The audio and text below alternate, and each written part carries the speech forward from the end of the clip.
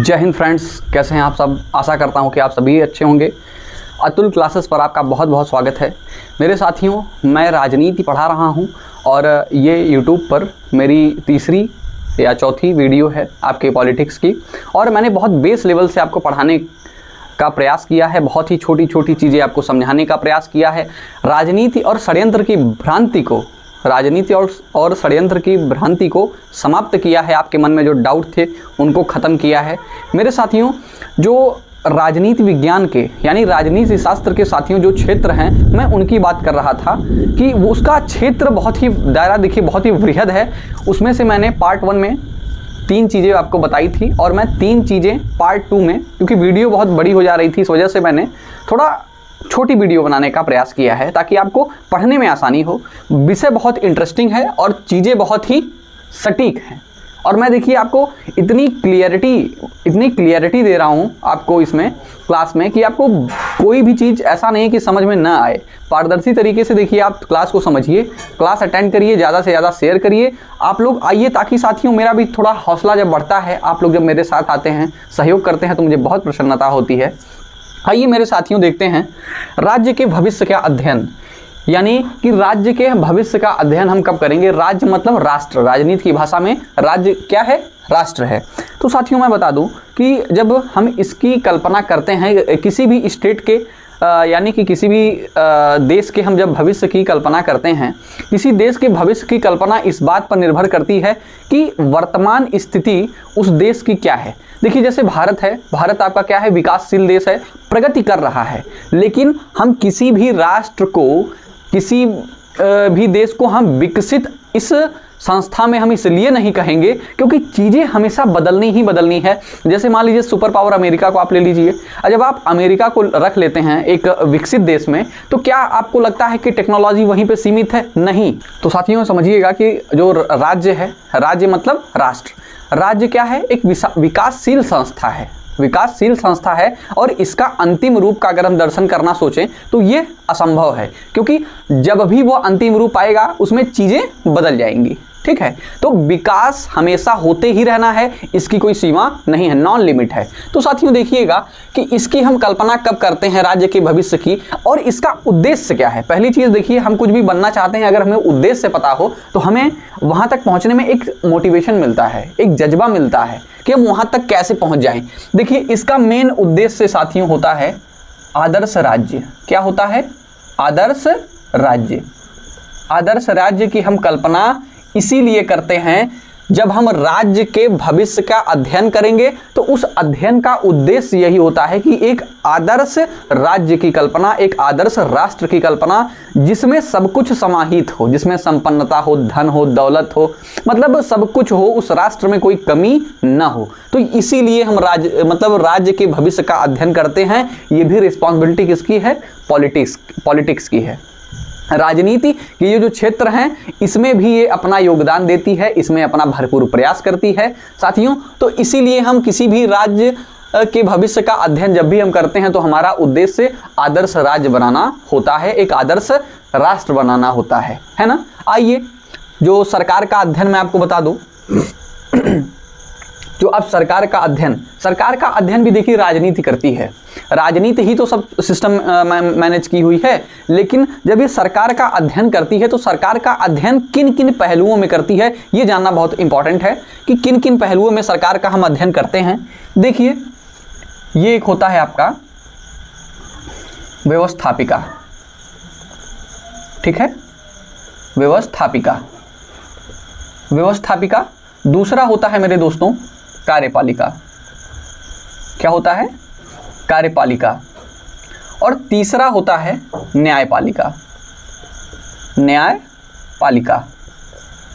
देखिए सरकार के अध्ययन के लिए तीनों चीज बहुत ही महत्वपूर्ण हैं कि सरकार का जब भी हम अध्ययन करेंगे। सरकार देखिए एक ऐसी संस्था है जो अपने सिस्टम से चलती है, और इसे मेंटेन कौन कर रहा है? राजनीति कर रही है, पॉलिटिक्स कर रही है। तो ये राजनीति के ही क्षेत्र हैं, लेकिन ये सरकार जब भी बन रही है तो किसके दम पे बन रही है, किसके बलबूते पे बन रही है, कार्य कौन कर रहा है। अब देखिए समझिएगा, ये 3 टुकड़ों में है, व्यवस्थापिका, कार्यपालिका और न्यायपालिका।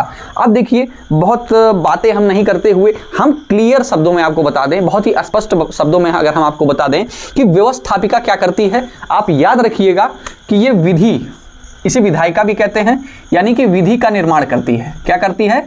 विधि का निर्माण। ये क्या करती है? विधि का निर्माण करती है साथियों, ठीक है। ये विधि का निर्माण करती है, जिसे हम कह सकते हैं कानून बनाना, जिसे हम कह सकते हैं कानून बनाना। व्यवस्थापिका कानून बनाती है। सरकार देखिए किन स्टेप में चल रही है। व्यवस्थापिका कानून को बनाती है और कार्यपालिका इन कानूनों को क्या करती है? लागू करती है, इम्प्लीमेंट करती है स्टेट पे। स्टेट मतलब राष्ट्र पे, राज्य मतलब राष्ट्र, समझिएगा, बार बार बता रहा हूं। ये कार्यपालिका जो है लागू करती है। अब देखिए साथियों, बड़े मजे की बात है कि सरकार कैसे चल रही है। ये राजनीति की ही रिस्पॉन्सिबिलिटी है कि सरकार को इतने स्टेप में चलाना है इनको। अगर इनका विभाग नहीं होगा तो ये इतनी बड़ी चीज़ें देश की हैं, इतने क्षेत्र हैं, ये संभालेंगे कैसे, है ना। तो ये सरकार देखिए व्यवस्थापिका, कार्यपालिका और न्यायपालिका के दम पे चल रही है और यही इसका सरकार का आधार है, ठीक है साथियों। अब देखिएगा, व्यवस्थापिका कानून बना रही है, कार्यपालिका उसे लागू कर रही है। न्यायपालिका देखिए क्या करती है, किसी भी सिस्टम में, व्यवस्थापिका के किसी भी विभाग में, कार्यपालिका के किसी भी विभाग में, आपने अक्सर देखा होगा कभी झगड़ा हो जाता है तो लोग कहते हैं ना कॉमन भाषा में, हम कोर्ट जाएंगे। जब कहीं से मामला नहीं सुलझता है तो कहते हैं कोर्ट जाएंगे। यानी कि आप कोई कानून बनाया, उस कानून को मतलब आप फॉलो नहीं किए, ठीक।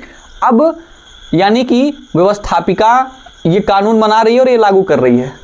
अब कार्यपालिका के अंतर्गत आपका लोक प्रशासन भी है, प्रशासन उसी के अंतर्गत आ रहा है। लेकिन ये क्या कर रहा है, अगर आपसे लागू करवा रहा है और आप नहीं कर रहे हैं, अगर आपने कोई अपराध कर दिया तो आप कहाँ जा रहे हैं? न्यायपालिका में जा रहे हैं। कहाँ जा रहे हैं? न्यायपालिका में। इन दोनों सिस्टम, व्यवस्थापिका और कार्यपालिका के विभागों के बीच हुए मतभेद को सुलझाने के लिए इसका निर्माण हुआ न्यायपालिका का। न्यायपालिका कैसे आई?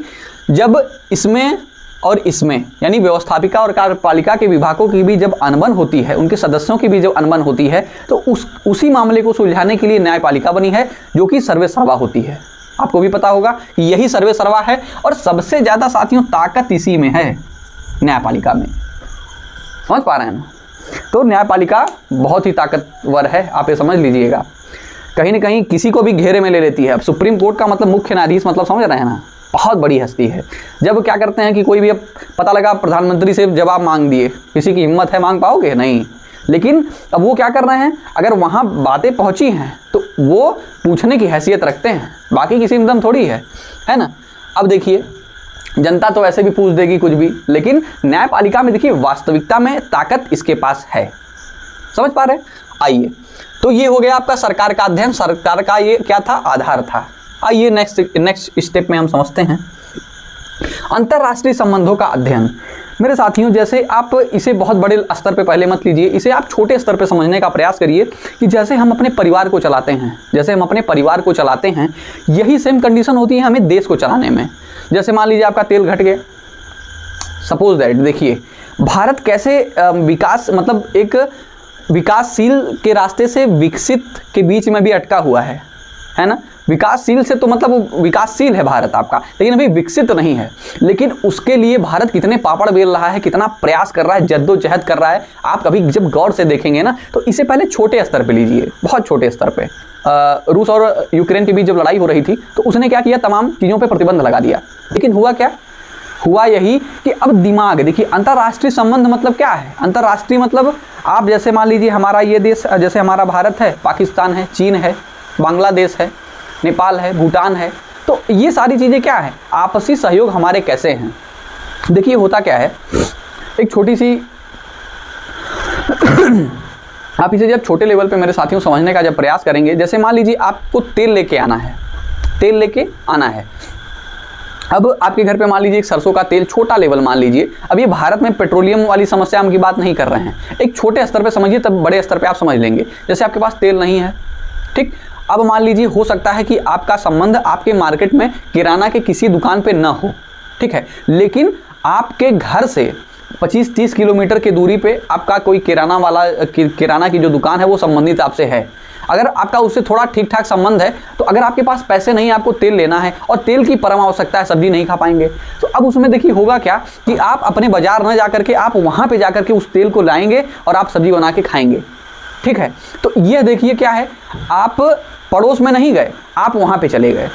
लेकिन यहाँ पे क्या है, संबंध मायने रखता है कि आप संबंध किससे बनाए हैं और किस स्तर का बनाए हैं, आपका लेवल क्या है। आप जिस लेवल के रहते हैं उसी लेवल का आप संबंध बनाते हैं। तो प्रधानमंत्री क्या है, प्रधानमंत्री एक भारत का एक सर्वोच्च पद है। सर्वोच्च पद तो खैर राष्ट्रपति है, गणतंत्र है भारत, लेकिन इसमें पावर प्रधानमंत्री के पद में निहित है। लेकिन अब ये प्रधानमंत्री का देखिए एक लेवल बहुत ऊंचा है। तो अब भारत में क्या है, तेल मंगाना ही है भाई। आप गाड़ी में पेट्रोल डला के चल तो ले रहे हैं, लेकिन आपको समझ में नहीं आ रहा है वो तेल आ कैसे रहा है, बढ़ कैसे रहा है, तेल का दाम घट कब रहा है। आप ये कभी सोचे हैं अपने मन में बातें? नहीं। लेकिन जब हम दूर से तेल मंगा रहे हैं, जैसे मान लीजिए आप सऊदी दुबई से तेल ना मंगा पाए, ठीक है, अब आप मंगा लिए रूस से तेल मंगा रहे हैं, रूस का आप तेल खरीद रहे हैं, तो वहाँ से आने में तो चार्ज लग रहा है ना। जैसे मैंने छोटी स्तर की जब बात किया कि आप जब कहीं मार्केट में जाएंगे 1 किलोमीटर की दूरी पे उससे आपका संबंध ठीक नहीं है, तो आप 30 किलोमीटर जाएंगे तो अपने गाड़ी का आप तेल जलाएंगे। ठीक है, आप मेहनत करके वहाँ तक जाएंगे तो लेके आएंगे तो उसकी कीमत तो बढ़ जाएगी। तो यही छोटी छोटी चीज़ें क्या है, अंतर्राष्ट्रीय संबंधों के लिए बड़ा मायने रखती हैं। इसमें कूटनीति है, आपसी संबंध है, शत्रुता है, मित्रता है, वैश्विक संबंध है, आर्थिक संकट है, मतलब सारे मुद्दे होते हैं कि हम अपने घर को जैसे चलाते हैं, same condition apply in the country. Same condition यही होती है कि हम अपने देश को कैसे मेंटेन कर रहे हैं, देश को हम कैसे विकास के पथ पे आगे लेते चले जा रहे हैं। यही क्या है, अंतर्राष्ट्रीय संबंधों में सब बड़ा मायने रखता है। पर्टिकुलर मैं इसे बहुत डिटेल में पढ़ाऊंगा अंतर्राष्ट्रीय संबंध को, क्योंकि ये बहुत ही बृहद इसका देखिए क्षेत्र है। जब आगे हम पॉलिटिक्स में चर्चा करेंगे तो हम आपको बताएंगे, लेकिन फिलहाल छोटे तौर पे आपको एक आइडिया लग गया होगा। तो आपको अंतर्राष्ट्रीय संबंधों का अध्ययन भी ये क्या है, राजनीति का काम है। देखिए साथियों, मेरे मन में एक बात सूझी। देखिए हर तरीके से आदमी क्या है, स्वार्थ से जुड़ा हुआ है। हर आदमी क्या है, स्वार्थ से जुड़ा हुआ है। आप देखिए क्या है कि मनुष्य को नहीं समझ रहा है, उसकी विपत्तियों को नहीं समझ रहा है, उसकी परेशानी नहीं समझ रहा है। बस आपस में क्या है, एक मौका परस्त आदमी हो गया है। एक दूसरे के मौके का लाभ उठाना आदमी की मानसिकता बन चुकी है साथियों। लेकिन जो इस चीज़ से थोड़ा दूर है, जो इस चीज़ से दूर है, वह कहीं ना कहीं महान है, वह कहीं महान है। लेकिन आदमी यह नहीं सोच पा रहा है कि हम कर क्या रहे हैं, हमारी व्यवस्था क्या है, उसे रत्ती भर भी नहीं सोच रहा है। हमेशा देखिए उसके मन में स्वार्थ की भावना घर कर गई है, और उसे जैसे ही मौका मिला उसे दूसरे के नुकसान करने में उसको टाइम नहीं लगेगा, उसे बिल्कुल भी समय नहीं लगेगा आपका नुकसान करने में। अब देखिए यहाँ भगवान से भी लोग स्वार्थ से जुड़े हुए हैं। अब यहाँ भैया क्या है कि अब इतने परेशान हो गए हैं, भगवान के यहाँ गए मंगलवार को हनुमान जी के मंदिर में लड्डू लेके, कहे भैया हमारी पत्नी को लड़के नहीं हैं। अब देखिए आप कहाँ घूम रहे हो, आत्मा परमात्मा कुछ पता ही नहीं है। अब आत्मा परमात्मा कौन पूछने जाए, लेकिन काम पहले हो जाना चाहिए। जो देखिए प्रेम किया वो तो पा गया, लेकिन यहाँ स्वार्थ है। क्या है, स्वार्थ। ये स्वार्थ से जब इंसान जुड़ता है तो उसे कुछ नहीं मिलता। जब स्वार्थ से आप जुड़ेंगे तो कुछ नहीं मिलेगा। ये मेरे कुछ व्यक्तिगत विचार थे। तो आशा करता हूँ कि आपको पार्ट 2 यानी कि राजनीति विज्ञान के जो क्षेत्र थे आपको समझ में बेहतर ढंग से आए होंगे। कल हम मिलते हैं राजनीति के एक महत्वपूर्ण पहलू पे। आपको टॉपिक अभी नहीं शेयर करूंगा, चैनल को सब्सक्राइब करके जुड़ जाइएगा, और ज़्यादा से ज़्यादा साथियों आप शेयर करिए चैनल को, ताकि हम आपके लिए कुछ बेहतर कर पाएँ। तो तब तक के लिए दीजिए इजाज़त। नमस्कार, धन्यवाद।